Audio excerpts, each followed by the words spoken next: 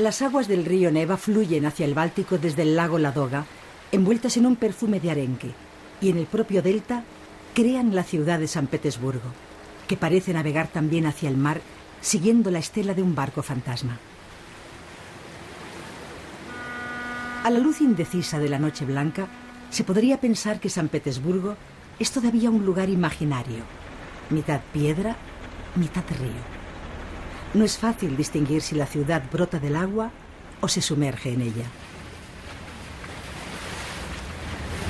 La corriente deja también atrás la memoria perdida de unos versos de Pushkin, un poeta que se enfrentó a la tiranía y se convirtió en un héroe romántico.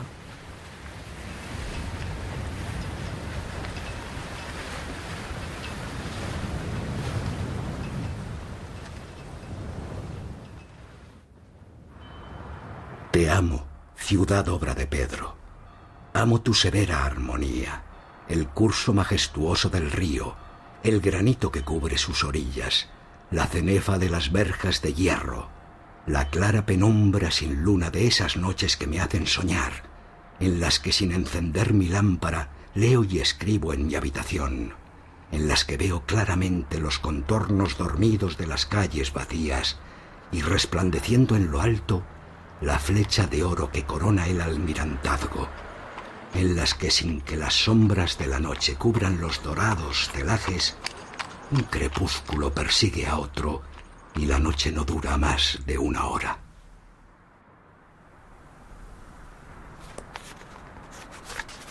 El poeta Pushkin es sin duda el héroe romántico de San Petersburgo, uno de los personajes más amados.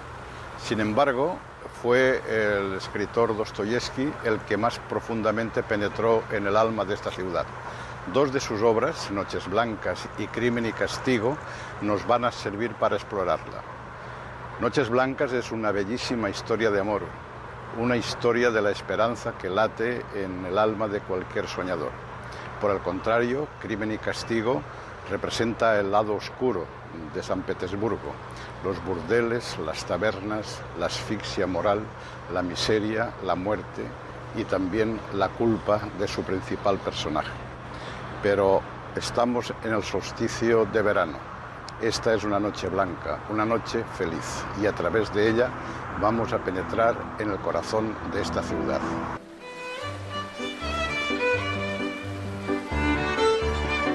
Antes de llegar al Báltico, la ciudad se deja abrazar por varios canales del Neva y de su afluente, el río Moika, que discurren por las cepas de sus palacios neoclásicos, formando varios collares engarzados por sucesivos puentes, testigos de batallas cruentas y lances de amor.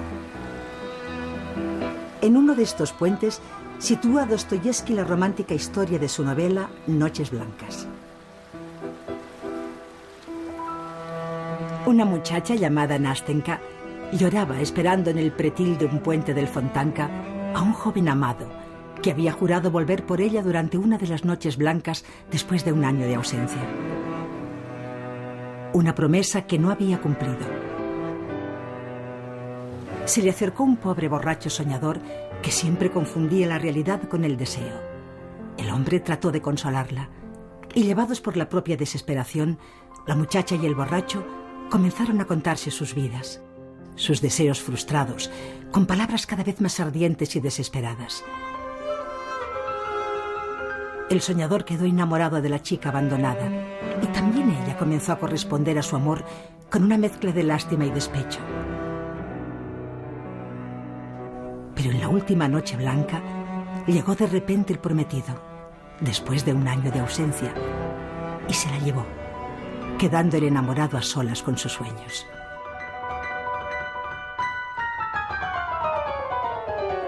Mis noches terminaron con una mañana. El día estaba feo. Llovía y la lluvia golpeaba tristemente en los cristales. Quizá fuera un rayo de sol que, tras surgir de detrás de una nube preñada de lluvia, volvió a ocultarse de repente y lo oscureció todo a mis ojos. O quizá la perspectiva entera de mi futuro se dibujó ante mí, tan sombría, tan melancólica, que me vi como soy efectivamente ahora. Dios mío, un instante de felicidad no es suficiente para toda una vida.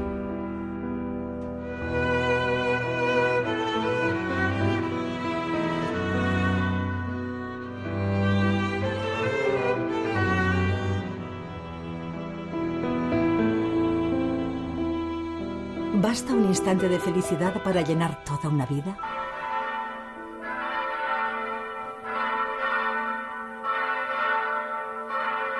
La noche blanca acaba de empezar cuando aún se halla todo el espacio brillando en el interior del fuego del atardecer.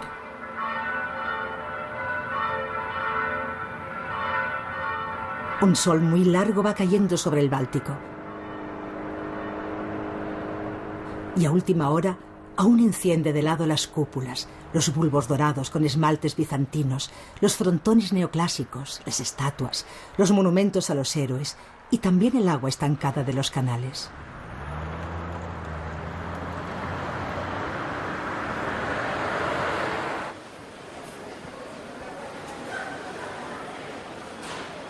Se iluminan también las lujosas tiendas modernistas de la avenida Nevsky, que permanecerán despiertas hasta el alba.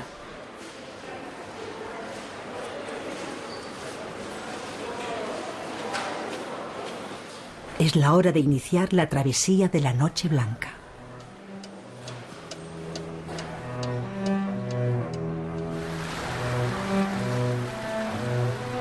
En esta travesía la guía será siempre la luz. El sol ha dejado tras de sí un zumo de melocotón suspendido sobre el Báltico que irá adquiriendo un color malva y luego una lividez plateada hasta fundirse, pasada la medianoche, en una claridad de estaño, inmóvil o muerta. Brillan la aguja del almirantazgo y la espadaña de la fortaleza de Pedro y Pablo, cuyas murallas de color sangre se ven siempre diluidas en el azul del Neva.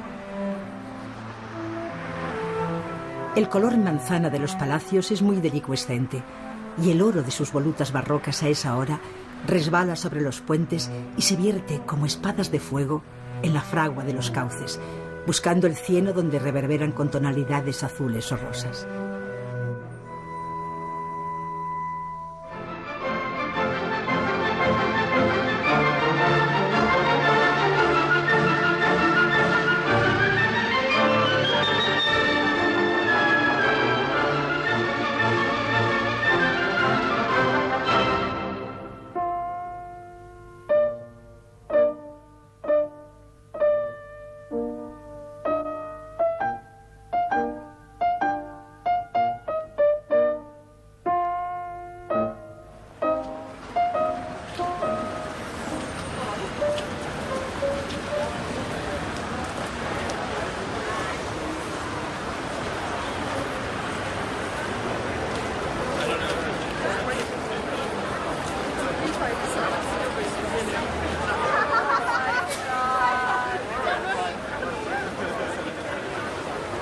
La representación del Lago de los Cisnes en el Teatro Mariinsky es la mejor forma de iniciar este camino interior hacia una oscuridad imposible. Enseguida va a comenzar la fiesta y la perspectiva Nevsky, el nervio principal de San Petersburgo, pronto se llena de gente, que bajo las banderolas rojas, el símbolo de la felicidad del solsticio de verano, formará otro río en busca de los malecones y del puente del palacio. Bajo el sortilegio de la luz, los caballos indómitos de bronce se convertirán en ese otro caballo que una multitud de jóvenes llevará dentro esta noche, tirándola hacia una dicha que parece estar al alcance de cualquiera.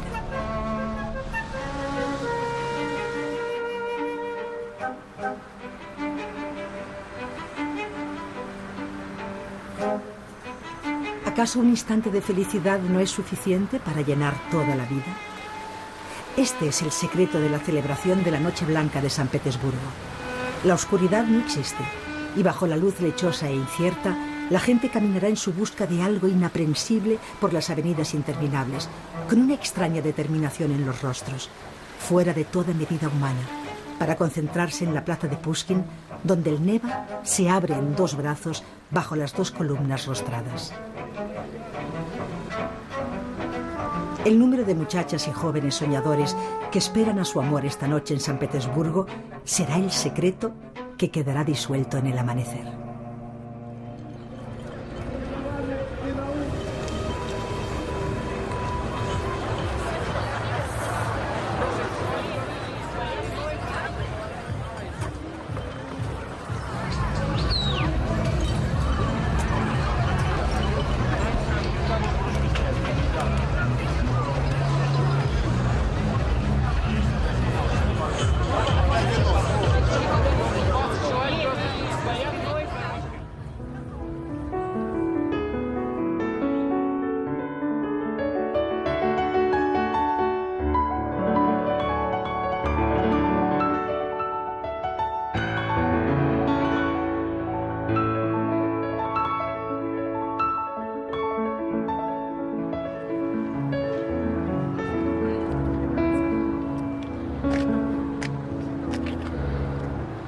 el solsticio de verano se celebran ritos de felicidad en todos los pueblos del mundo.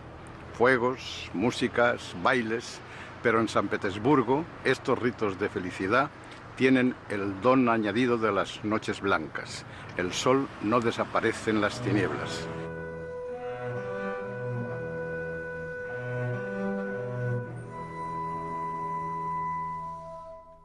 Esta es una noche blanca, la noche más breve del año, y hay que formular un deseo: que nuestros pequeños y efímeros placeres sean eternos, o al menos que duren toda la vida.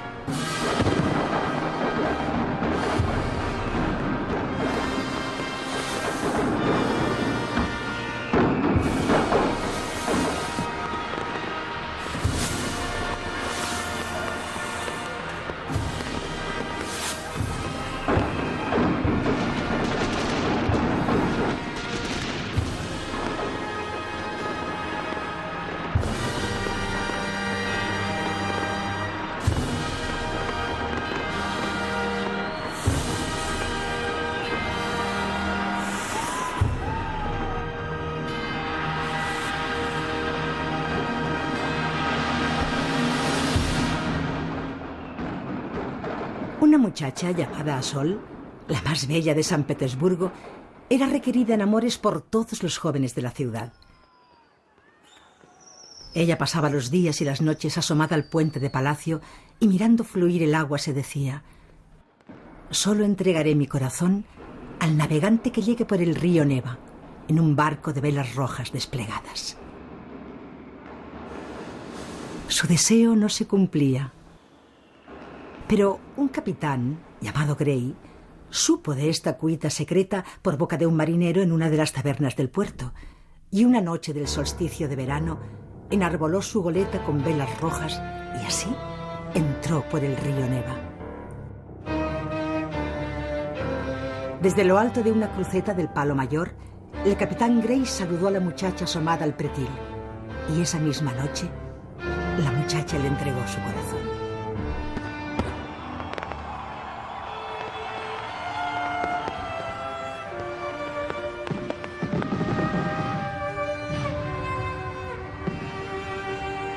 Esta leyenda cohesiona también los sueños de los habitantes de San Petersburgo esta noche.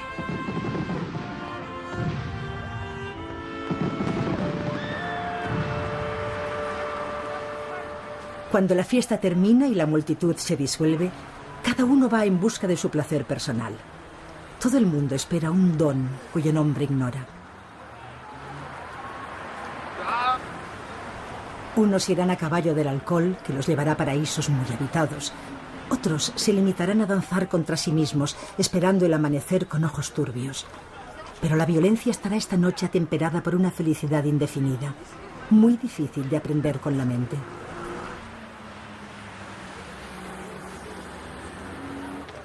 Las muchachas bailarán con la cabellera cubierta de flores. Las parejas harán el amor en los puentes del río.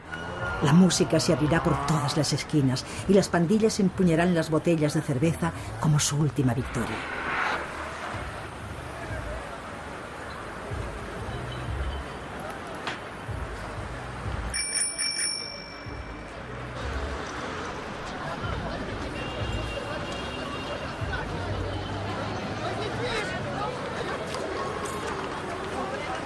Los borrachos de San Petersburgo no son unos borrachos cualesquiera. Como los personajes de Dostoyevsky, reirán y llorarán a la vez, y sus blasfemias serán una forma de oración.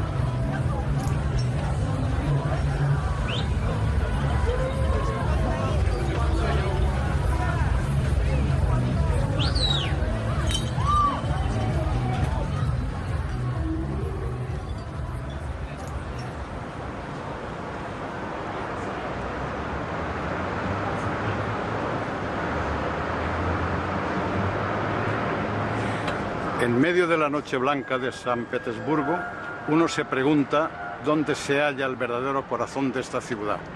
Si en el río de gente de la perspectiva Nevsky, si en el propio río Neva que transcurre bajo los puentes levadizos, si en la aguja de oro del Almirantazgo o en la Catedral de San Isaac. Bien, yo creo que el verdadero corazón de esta ciudad es este Museo del Hermitage, que antes fue el Palacio de Invierno de los zares y después asaltado por los revolucionarios en el año 17. Y hoy habitado por los verdaderos héroes, los únicos tal vez que se merecen estar aquí. Son los grandes artistas como Velázquez, Rembrandt, Matisse y Picasso. Entre todos ellos, entre todas las obras de arte que guarda este museo, una noche como esta vamos a pensar en esa maravillosa obra de arte que es la danza de Matisse, como una prolongación de la dicha y la exaltación de esta fiesta.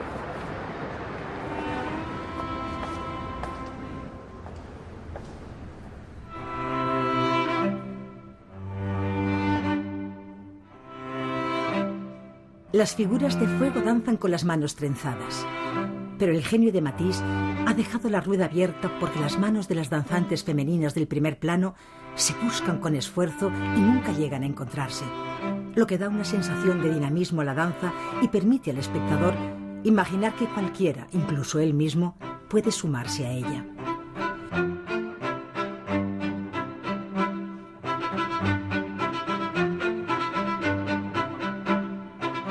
Ninguno de sus placeres está cerrado. Los músicos tocan el violín y el caramillo. El verde, el azul y el fuego, la música, la tensión de los cuerpos están en el lienzo. Pero basta asomarse a la plaza del Hermitage al final de la fiesta para soñar que la danza de Matisse puede ser eterna.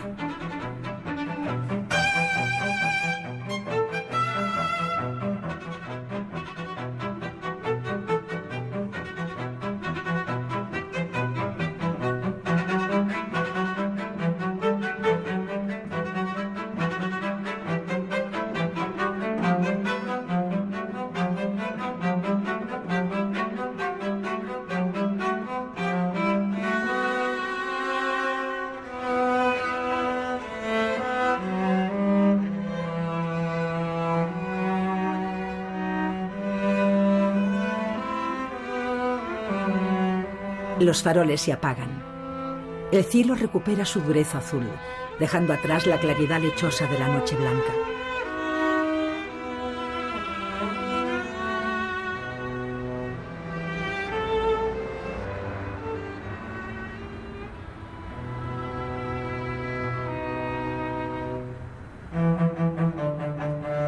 Pegada a los placeres de la fiesta hay otra ciudad muy oscura que es necesario explorar para encontrar la otra cara de San Petersburgo, tal vez la más auténtica.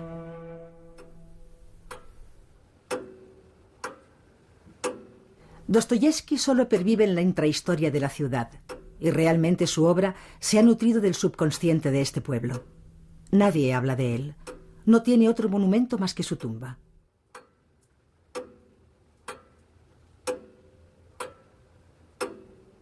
El nombre de una calle secundaria recuerda su vida en San Petersburgo, y eso tampoco resulta extraño, ya que en la literatura de Dostoyevski habitaban pasiones y sueños, traspasados por el pesimismo moral, todo demasiado viscoso para ser reconocido por la conciencia oficial.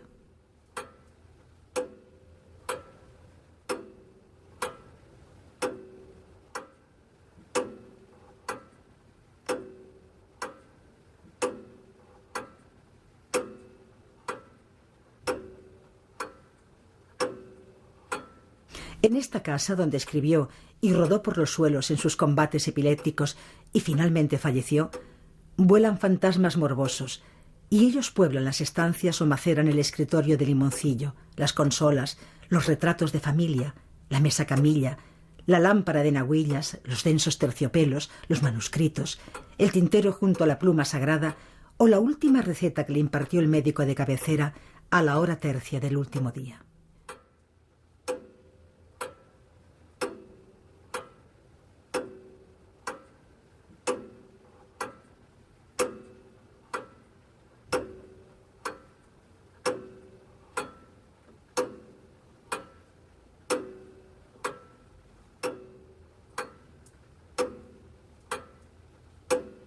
La soledad, los cuadros de miseria y la vejación moral que habitan en el interior de los personajes de Dostoyevski se expresan en ese barrio de San Petersburgo, lejos de los palacios, alrededor de la plaza de Leno, donde transcurre la acción de su obra maestra, Crimen y Castigo.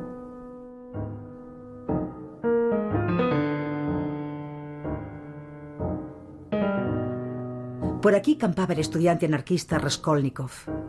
Las sórdidas tabernas eran su cátedra para redimir el mundo bajo el vapor del alcohol con las ideas nuevas que estaban germinando, mientras la propia miseria le llevó al crimen.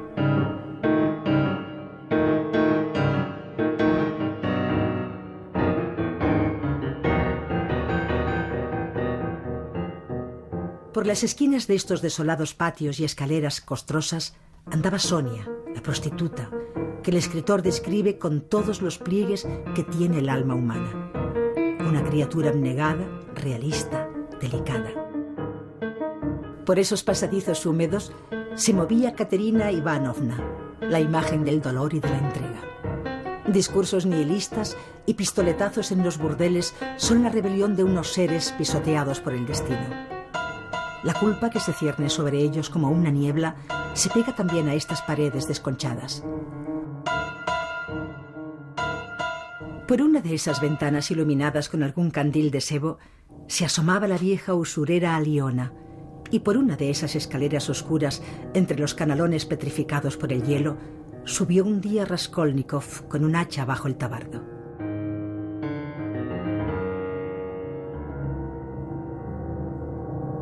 Se abren unas mirillas, se descorren unos cerrojos y después de descargar el hacha sobre la vieja, el mundo armonioso con que soñaba este intelectual se desmorona para convertirse en una asfixia.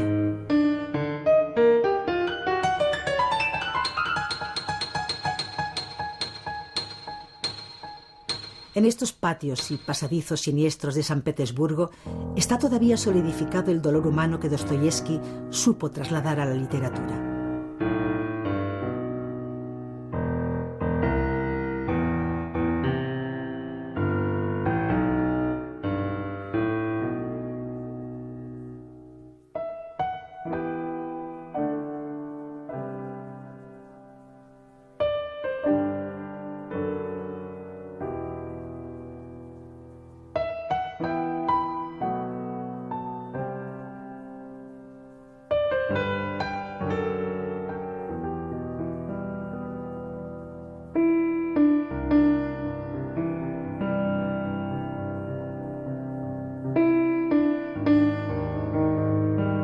La noche blanca del solsticio de verano nada tiene que ver con este oscuro cielo, mucho más profundo que los fundamentos que sostienen a los palacios.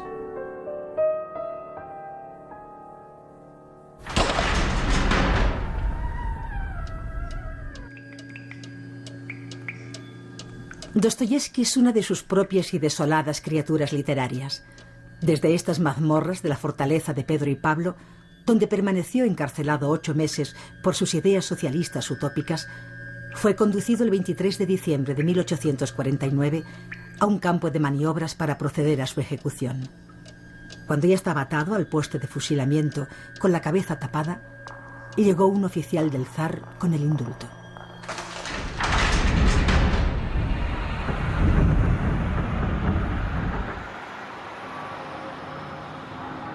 Por otra parte, Dostoyevski llevó una vida amorosa atormentada. Fue un jugador vicioso, perseguido por las deudas.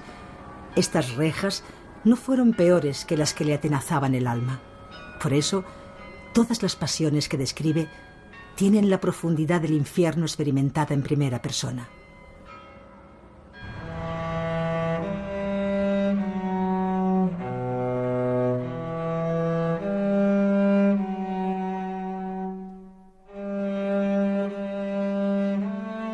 El escritor comparte espacio en el cementerio de Tikhvin con otros artistas como Tchaikovsky, Glinka y Rimsky-Korsakov.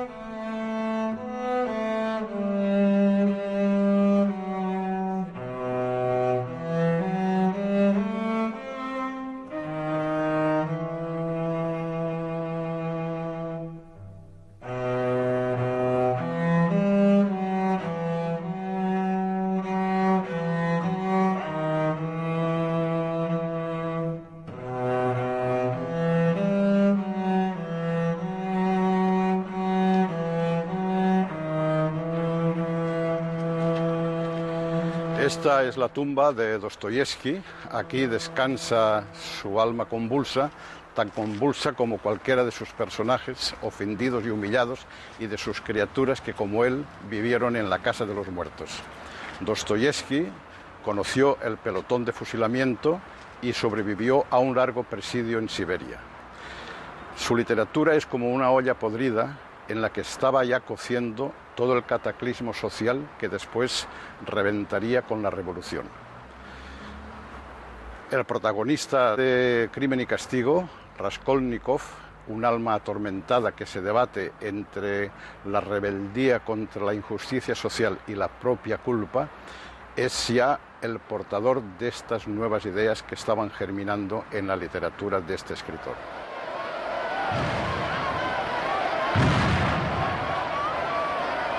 No sé por qué ha de ser más glorioso lanzar bombas sobre una ciudad que asesinar a una persona a hachazos. Esta reflexión de Raskolnikov en Crimen y Castigo es una premonición de la tempestad que se desató después en 1917. Dostoyevski, el más fiel intérprete del alma rusa, vio que la ciudad, el país entero, era un espejismo. La belleza imperial se sustentaba sobre pilares de miseria, injusticia y represión. Comenzaban a rugir en la calle los bolcheviques, sin que se ahogara todavía la melodía de los valses que sonaba en los salones, bajo racimos de ángeles del artesonado rococó y los últimos destellos de ninfas sobre una vida feliz. Pero sonó el cañonazo del buque Aurora y comenzó el asalto al Palacio de Invierno, seguido de encendidas soflamas unidas a la dinamita, que esta ciudad aristocrática soportó hasta el triunfo de la Revolución de Octubre con un alcance planetario. Fueron los 10 días que asombraron al mundo.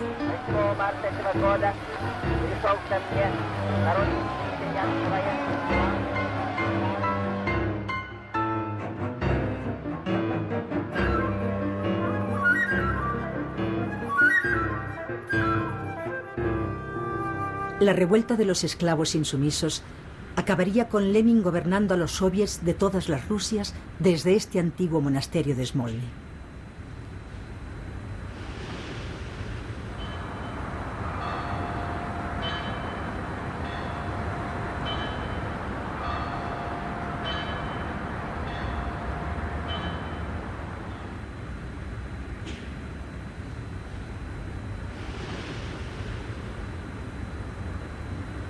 San Petersburgo se llamó Petrogrado entre 1914 y 1924.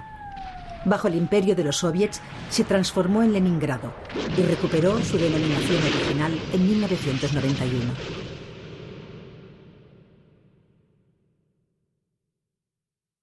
Sus ciudadanos soportaron 300.000 bombas incendiarias durante 900 días de asedio por los nazis en la Segunda Guerra Mundial. Es una de las más altas gestas de la historia. Los Peters, bajo cuyo nombre se reconocen sus habitantes, han demostrado una resistencia moral fuera de toda medida.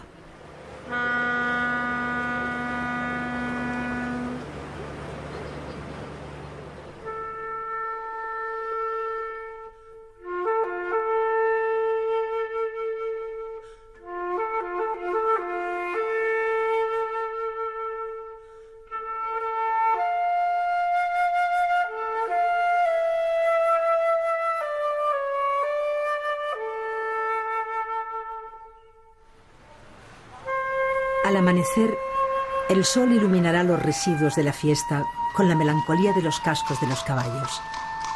El primer sol sorprende a los últimos amantes de la noche blanca. Resplandecen todavía las páginas de un libro abierto bajo el cielo lácteo.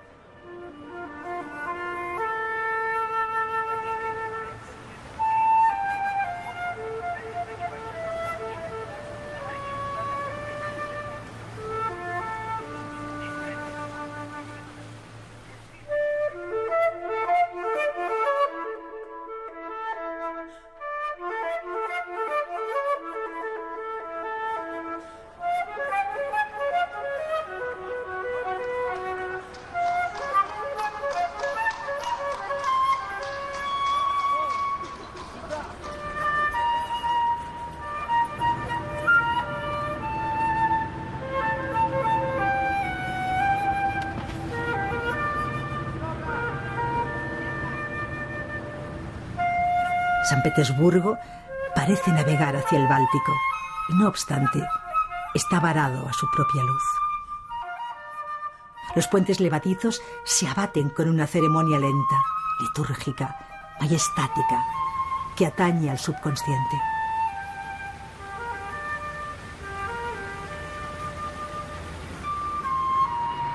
La ciudad recupera su sonido. La luz es una forma de tiempo en todos los relojes de la ciudad.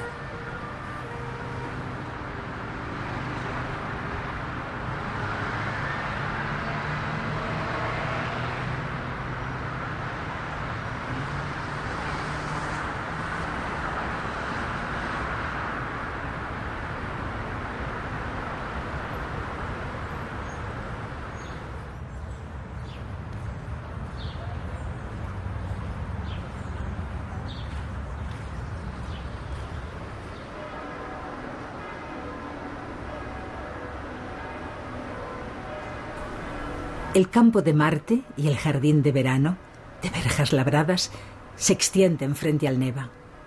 La masa de los árboles es muy densa y durante el día deja apenas que el sol la atraviese, y todo el jardín está cruzado de sendas románticas con esculturas de diosas, ninfas o de imágenes simbólicas de mármol pálido.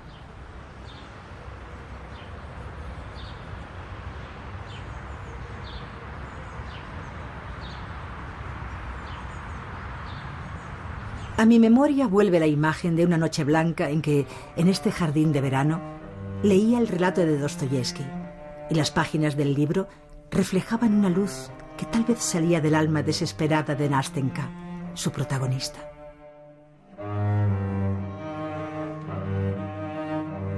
Aquella noche, a las 2 de la madrugada, los tilos olían con la máxima profundidad, concentraban la oscuridad.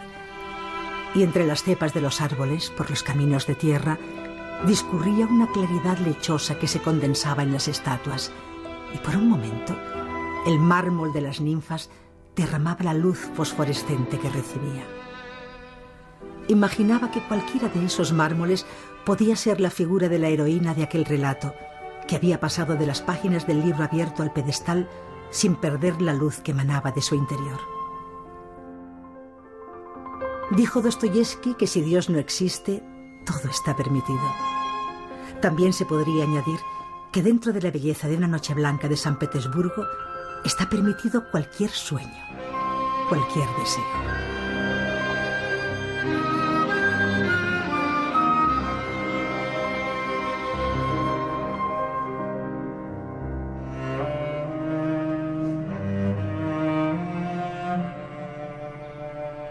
Ahora los árboles y los mármoles han despedido a la noche. Alguna escultura ejerce un gracioso paso de baile sobre el pedestal y, detenida en el aire, despide una felicidad romántica hacia los paseantes solitarios que llevan todas las esperanzas y sueños a cuestas, cuando el sol ya está en el horizonte.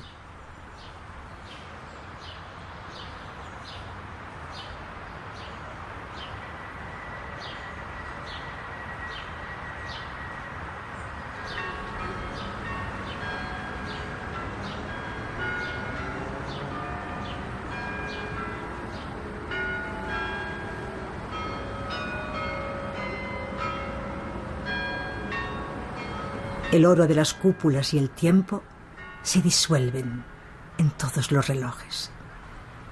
Tal vez en el puente de Arnichkov, sobre el canal Fontanka, a la sombra de los caballos alados, un joven enamorado haya prometido a otra niña llamada Nastenka que vendrá por ella en la próxima noche blanca. Pero sobre sus sueños se va a abatir el frío de un infinito invierno.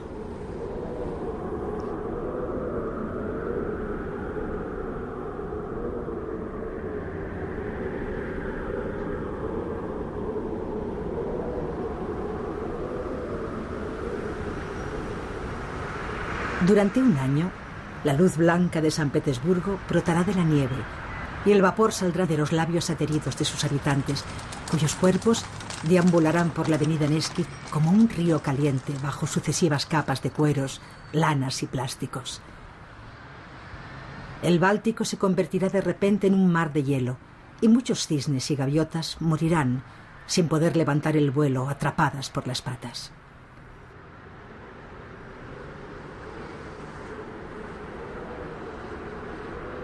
También la belleza de los parques desnudos, de los monumentos, de los bulbos de oro de los templos será irreal. Un don que bajo el frío polar parece pertenecer a esta ciudad por entero. Desde las cornisas, el hielo formará espadas en el aire. Los canalones reventarán hasta expulsar en las aceras sus glaciares. Pero en el corazón de estas gentes siempre habitará el sueño de un nuevo solsticio de verano, donde volverán a ser liberadas todas las ataduras.